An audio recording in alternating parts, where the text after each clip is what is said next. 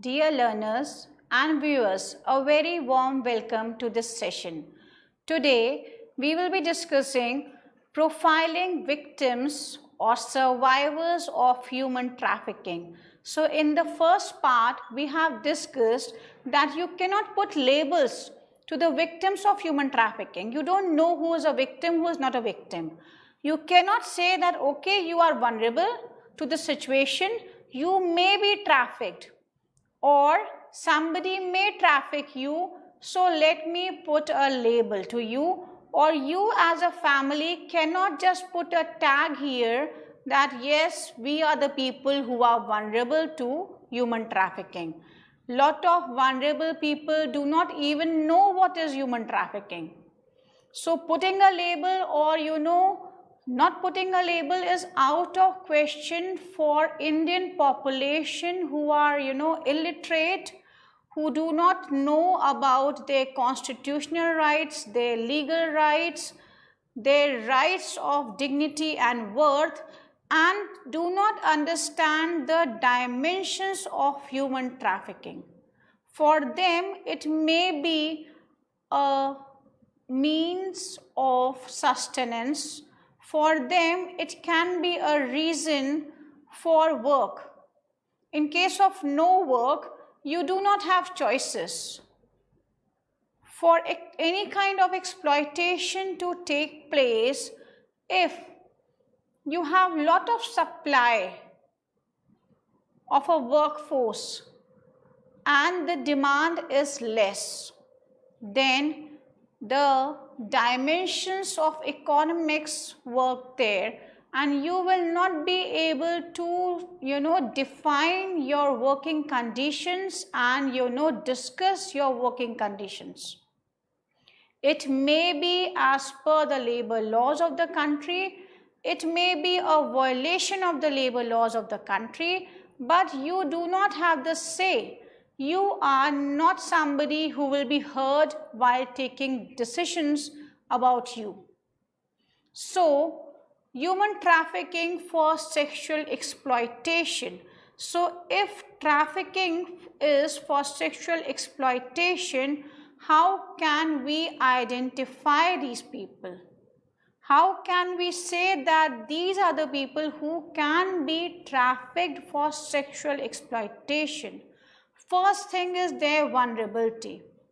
Any person who is vulnerable can be exploited, can be trafficked for any of the reasons, and one reason can be for sexual exploitation. Sexual exploitation can happen for a male or for a female. So it is not that only the girls are exploited, or only the males are exploited, or only the children are exploited. Exploitation can be of any age. The family to which you belong, that can be also a vulnerability factor. If you do not have means of sustenance in your family, then somebody can traffic you for sexual exploitation. If your family members are illiterate, are ignorant about the mindset of the trafficker, then they will not be able to make reasoned choices of sending you with that trafficker, with that customer, so-called customer, because these are the violators of law. So somebody in your family may send you for some work, and you may be exploited sexually. If you are born at some locations of India, in the brothel houses or at places where sexual exploitation takes place, then you are vulnerable. I may desire to become X, but I do not have the potential and means of becoming X. So, there is a practical mismatch. I desire to earn a lakh of rupees or to stay in a different part of the globe. If I am not able to work to my potential, or if I have no training, no education, no infrastructure, then how do I attain that level? So I may desire to become an actor, actresses, TV star, a YouTuber, or somebody who is very famous on the online platform. But if I lack training, I lack opportunity, I go in wrong hands, then I may be sexually exploited. We have found cases where the children make videos and post it, and the videos are being tampered and exploited in pornographic sites. So technological hazards have to be addressed. With a population like India, to educate everybody about the cybercrime and to provide them the basic foundation of cybercrime, it becomes very difficult when people are illiterate. People do not have the resources to access quality education. So desire and practicality can be two different things. If there is a mismatch between the desire and practicality, then a person may be trafficked for sexual exploitation. So one has to be very careful. I fight with my family members, out of anger I just leave my house. We have seen lot of cases where children run away from the family because they have been scolded by the family members. So they become very vulnerable. Even we have cases where ladies also and some male happen to leave the family and go some places where they want to live alone. So if you do not tell the whereabouts to your family members, you may be vulnerable for sexual exploitation. Because in this route of staying alone, being independent, taking your own decisions, living an independent life, a trafficker may trap you and put you for sexual exploitation. False marriage. We have seen that from one country to another country, girls moved in the name of false marriage. Then we have disturbed family life, where we have instances where the family members are not happy with each other. So in that case, a child, a lady, a male becomes vulnerable and he may be trafficked for sexual exploitation. Your ignorance can also lead you to these places of trafficking. We have the entire world, which is very fascinating. For me as a lady, for you as a child, for you as an adult, lot of things can be very fascinating. So if the things are very fascinating to all of us and we do not draw our boundaries or understand our limitations or our potentials, then the fascinating world can lead us to a place where we can be sexually exploited. I post my pictures on the public platform. That picture can be seen by all. Then I post my videos that can be seen by all. On the online gaming site, I make a lot of friends. So social networking sites, social platforms where in cyber world you have a lot of friends. In reality, you have only 1 or 2 people to talk to. But in the cyber world, you get 20, 15, 30, thousands of followers. You are fascinated by that number. You are fascinated by, being popular. So in the name of popularity, in the name of being popular, Sometimes the trafficker can trap you and then you are in this sex trade. Lack of interaction between the family members, between the children, between the spouse can also take you to a place where you can be trafficked for sexual exploitation. Lack of capacity to take decisions. I just said, if I am vulnerable, I will not be able to decide good and bad. If I am illiterate, if I am ignorant about certain things, I will not be able to make reasoned choices.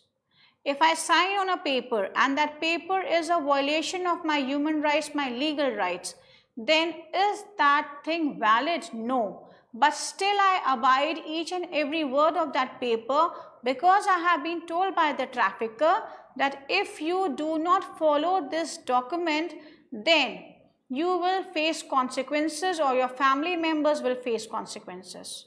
So I rely and abide by a paper which is illegal. Choices not made proper. Very important concept. If I am not able to make a reasoned choice of sending my daughter to a place, of sending my son to a place, of sending my wife to a place, of, taking an employment for myself, or if the wife is not able to take decisions for herself, if the children are not able to take decisions for themselves, then they may be trafficked for sexual exploitation. A lot of abuse also happen at homes. We have cases that, in cases of sexual abuse of children, we have POSCO Act. Still we find that, the child is safest at home and a child is also vulnerable at his or her home. Vulnerable in the hands of the family members, vulnerable in the hands of the relatives and friends. So if I do not, talk to my family members, if we do not have that trust or that bondage between the members, then that may result in sexual abuse. And a child who has been abused sexually at a young age, sometimes it is seen that these children are trafficked in sexual exploitation. Sex tourism is also an employment option.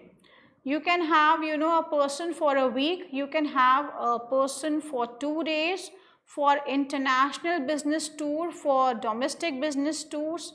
So we have the entire sex tourism industry working in India and abroad throughout the globe. So if we are not able to understand how this works, why this works, and how can I prevent myself from, being used in this sex tourism, then I may be lured, I may be forced, I may be coerced, I may be vulnerable to this kind of employment. Poverty and hunger. If you are hungry, then you cannot preach. Similarly, you cannot differentiate between good and bad if your family members are dying out of hunger in front of you.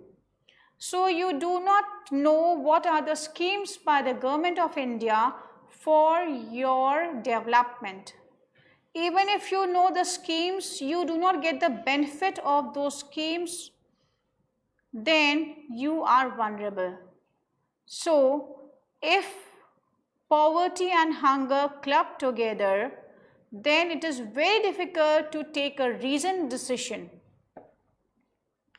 Non-availability of resources, I just discussed in few of my sessions, that somebody has 24 hours light, somebody is still waiting for the bulb to glow. So non-availability of drinking water, non-availability of oxygen, non-availability of, clothing, of shelter, of having a safe place for everybody can be a reason for trafficking for sex trade. Internet is a boom, technology is a boom, and technology, if not used properly, can also be disastrous. So, if I am not trained properly to use technology, then we can find cases of technology abuse, of cyber crimes. So, I should be trained of how to use technology, when to use technology, and when not to use technology. Use of mobile phones in the bedrooms and in the washrooms. We find lot of cases, where even the ladies, the males, take their phones to the washroom. Utilization of time. So, optimum use or utilization of time sometimes leads to another disaster. So, in the name of saving time, do not carry your mobile phones and electronic devices in the washrooms and bedrooms. Then there are also cases where you do not have job. We have an unemployment data. We have so many people registering for employment. We have seen cases, where we find that people are working on contractual jobs, people who are working as daily wages. So, people who are not sure whether their job is going to retain for 2 months, 3 months or 6 months will not be able to take a reasoned decision. Lack of education. And when I talk about education, I talk about quality education at the grassroots. So, if you do not have quality educations in villages and district, when I talk about quality education, it has to be holistic education. It cannot be an education which, does not gives you a platform to think and make choices. So, education has to be something which changes you into a well human being. So, it gives you information, it makes you a good human being.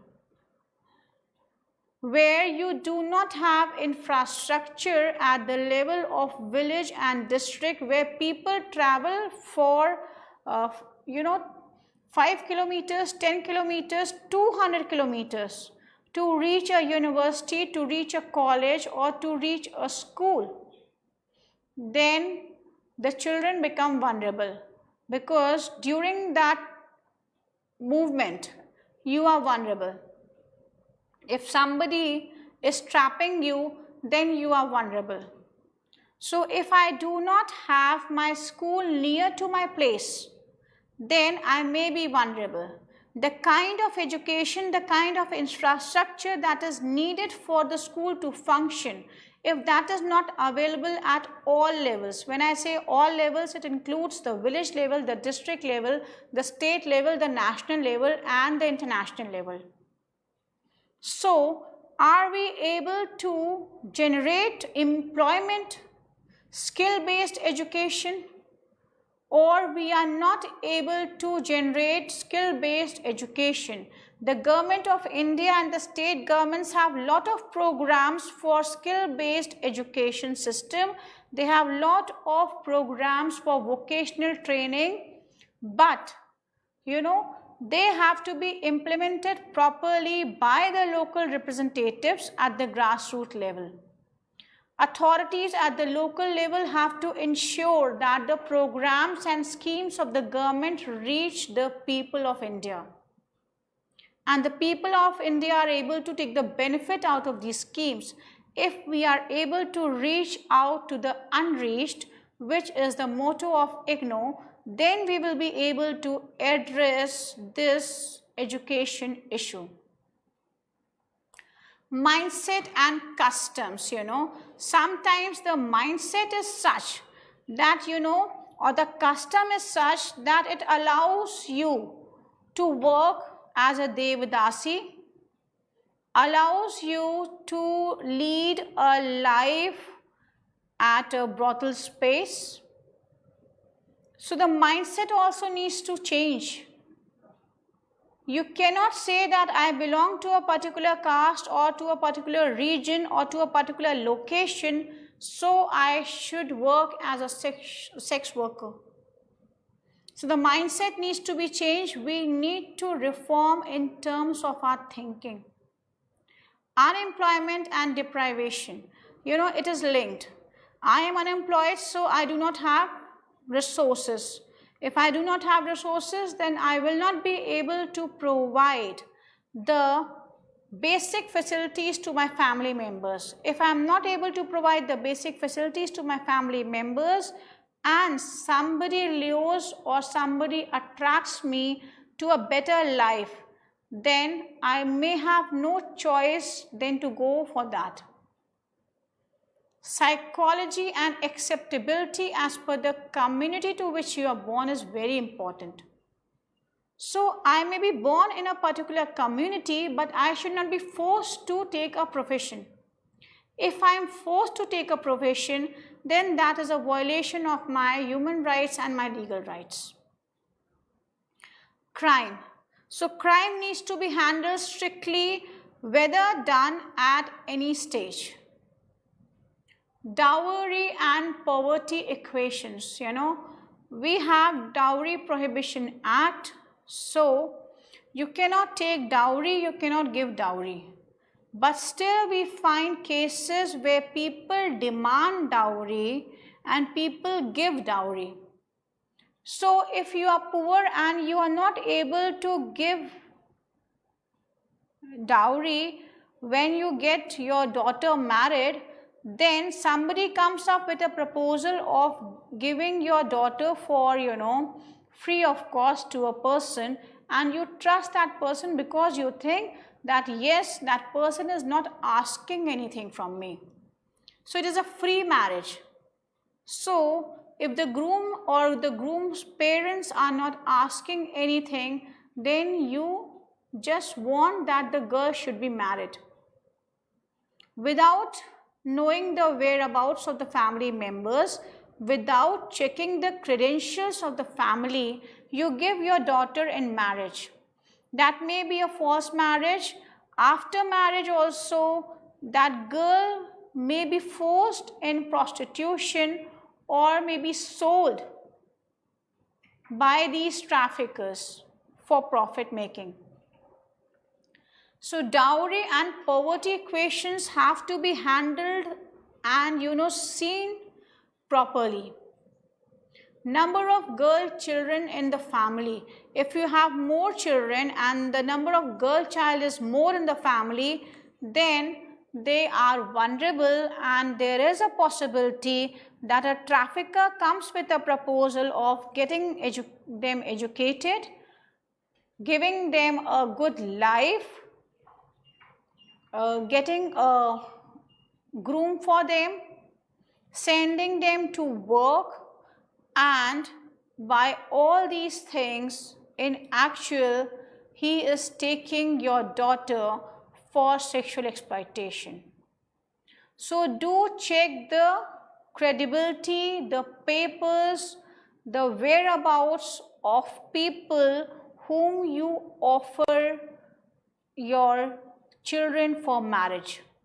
Or if your child wants to go for work somewhere, do check the documents properly, because in the name of massage parlor, in the name of domestic helpers, in the name of different professions, sometimes males and females both are sexually abused. And then we have the entire gambit of online pornographic sites. There are a lot of safety issues related to children. We have seen instances where children are not safe at home and in the schools or in the colleges. So they are vulnerable and may be pushed into prostitution. When you marry a child at the age where the child cannot take a decision about himself or herself, then in the name of child marriages in communities, you are depriving that child of his right to development, of his right to grow, right to bloom. You are not taking the decision in the best interest of the child. So, child marriages where we have customs where children are given in marriages because it is very difficult for the family to keep them safe till the age of 18 years. So they just want that they should marry at the low age and then the spouse will take care of the girl. This custom needs to be broken and dealt strictly by the law, and the law enforcement officers should ensure that cases of child marriages should be reported immediately. The community people should come forward and report these cases and prevent from these marriages being happening. Lack of implementation of the law. We find that there are a lot of implementation issues. We have very good laws in India, but if they are not implemented at the grassroots level, if people are not aware about their legal rights, then the laws are violated and the rights are violated. We have low rate of conviction because we do not have witnesses, we do not have evidences, we do not have a system where we are able to talk about victim and witness protection in a greater detail. So in cases of low rate of conviction, the traffickers think that they will not be able to come before the law and will never be punished or prosecuted or convicted by the law. The concept of customer. I go to the massage parlor for exploiting a person and I am a customer. I go to a mandi or a hut and purchase or sell a human being. I go to these pornographic sites and download the videos and watch these videos or films. I go to my factory and employ people without thinking about the violation of the labor laws, without thinking that I am violating their basic dignity rights. But I am a customer. I am employing somebody to work for my home and I just pay that person a meager amount which will be able to sustain that person. I do not respect his dignity and worth and I violate the laws, but still I am the customer. I have kept that person. I may employ a child or any adult in hazardous employment. I may not follow the safety standards. I do not follow the Supreme Court and High Court's judgments, but still I am a customer. So this acceptability theory of the concept of customer, there is a demand for organ, there is a supply of organ, there is a demand for sex, there is supply of sex, there is a demand for cheap labor, there is supply of cheap labor. So out of my vulnerability, out of my ignorance, out of my poverty, unemployment, you are trying to exploit me. So you are not a customer but a violator of law. Victims of sex crimes, somebody who has suffered any kind of sex crime may be pushed into prostitution. Somebody who has not been heard, who has no voice, even if he speaks up or she speaks up, is not heard by his own family members, by his or her own community people, is a vulnerable person. Vulnerability of people who work for sustaining the family. So I have my entire family and I have to earn to sustain that family. So I may be pushed into sexual exploitation. Then somebody needs medical care in my family. The medical expenditure has to go on irrespective of whether I am earning or not, because if I want that person to survive, I have to pay the medical expenditure. So I have no choice than to work without thinking about my choices. Sex crimes in the family by relatives and friends also have a greater impact on the person, and that person may be forced into trafficking for sex. I may be vulnerable using public spaces like toilets, restaurants, hotel room, changing room. So if you use my vulnerability, my ignorance on the pornographic sites or anywhere else, and you start blackmailing or exploiting me, then I am vulnerable. Sale and purchase of pornography, we have seen that somebody is purchasing, somebody is selling, so there is a demand and supply for pornography.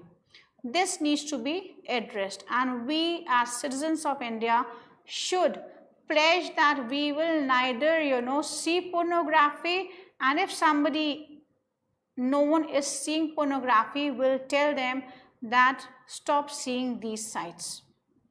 Online availability of data is very rare. People are not numbered, so there is no data, so can easily be exploited for sex.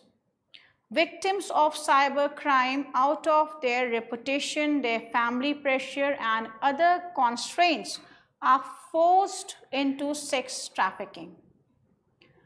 Then honor killing also happens, and we have seen instances where the family members in the name of reputation kill the member because of family reputation. Human trafficking for drugs. So drugs are available in schools and colleges, drugs are available in society. We have a lot of dreams to fulfill, but we do not know how to go about it. So if we have dreams but we are not working out practically how to realize or fulfill our dreams, then I may be forced into drugs. Non-availability of resources. I am not educated, I do not have job, so I am free the entire day. So somebody can lure me, somebody can just put me in drugs. The laws related to drugs are not implemented properly in India, so non-implementation of the laws also leads to more and more cases of drug trafficking. When you are not able to survive, when your family is not able to survive, then you do not make reasoned choices, and if somebody gives you an option of job, then you do not think whether that is legal or illegal, and you just do that thing for sustaining your family members. While taking reasoned decision, sometimes I am so vulnerable that I cannot make a reasoned choice. I am ignorant. Even if I know, I cannot say no because I need money. I need some kind of financial security for my family to live. Quality education is not there, poverty and unemployment is also there. So I am not able to take reasoned decision, and I am forced in drugs. Drugs for no voice. You must have seen then when children or are kidnapped or people are abducted and kept at these places for sexual abuse, for violence, or for any kind of illegal activity, then they are drugged.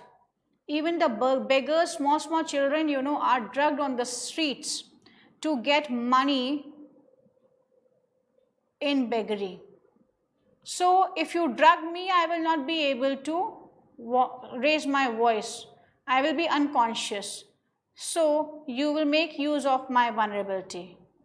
Violence and abuse will not be heard if I am drugged. So I am not in my senses, you can do anything to me. Taking drugs, first you force me to take drugs, and then I develop a habit of having drugs. So I forget my pain and trauma and the torture which I have undergone during the entire process, and I take drugs to avoid thinking about that. Drugs for doing illegal activities. Then human trafficking for crime. So how will you identify people who have been trafficked to do a particular crime? We have children in conflict with law, and these are the children who have been forced to do something which is illegal. And a very good example of trafficking for illegal offenses: beggary, carrying or spying information, or spying somebody in the disturbed areas. So we have groups who use children and people as information carriers. Even we have the concept of child soldiers in a lot of parts of the country and even in the globe. Child marriages. So something which is not allowed by the law of the land, still I want to give my daughter in marriage, so that is a crime. But as I think that I am so vulnerable that I cannot take care of my daughter or my son, and I do not know the Juvenile Justice Care and Protection Act provisions wherein I can get help from the agencies, but I give my daughter in marriage. Trafficking for begar. You work for so long hours and you are never paid because you are trying to pay off the loan, or a pending installment of your ancestor, and you are working for years and for generations. Human trafficking for medical purposes. Somebody is needing the organ, somebody has to donate the organ out of his or her vulnerability. We do not know the organ transplantation law. The law related to organ transplantation, if not implemented properly, if the committee is not taking a reasoned decision about the authenticity of the donor, then we have poor rate of conviction of cases, where we find trafficking for organ trade. Then we do not know, if I give my organ, I do not know what will happen to me after that. Post-operative care needs to be done for both the patients, somebody who has accepted your organ and somebody who is a donor of that organ. But out of my vulnerability, out of my poverty, my ignorance, I do not know about the ill effects of organ donation, and I am not able to take post-operative care. Then sometimes I may not survive Even if I survive, I may suffer from long ailment. Poverty and unemployment also force a person to give his or her organ. We have lot of daily needs to be met in a family to sustain. If I am the head of the family and I have to take care of my family members, sometimes I need to give my blood because I do not earn. There is lack of awareness about programs and schemes of the government of India at various levels. Grassroots also, we do not have the schemes working properly because people are ignorant and sometimes people are deprived of these schemes at the grassroots level. So I become vulnerable and somebody will make use of my vulnerability and take my organs. In cases where you have online friends, do be very careful because somebody calls X goes to meet somebody and in a process the dead body is found mutated, all the organs being removed by the traffickers. So try to find friends near you and do not go for online friends. Surrogacy out of choice, out of my poverty, out of my ignorance, out of my vulnerability, I agree for surrogacy.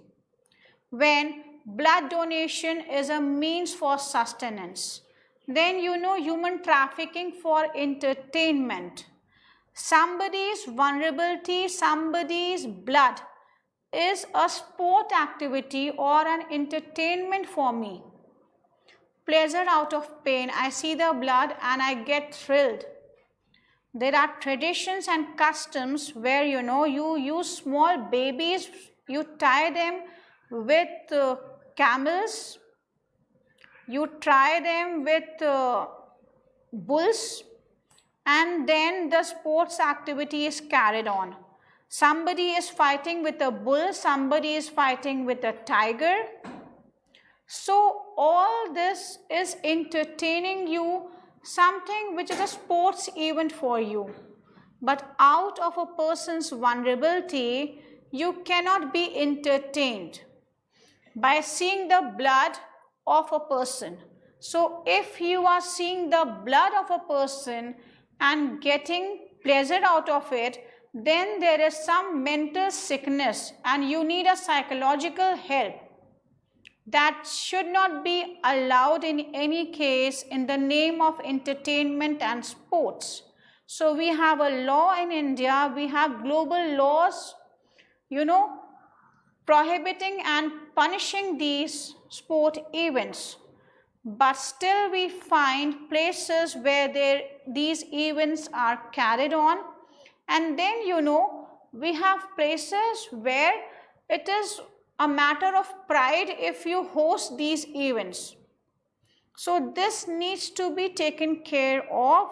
Any vulnerable person who is going for these events out of his vulnerability should be taken care of by the respective government because human life cannot be for somebody's entertainment.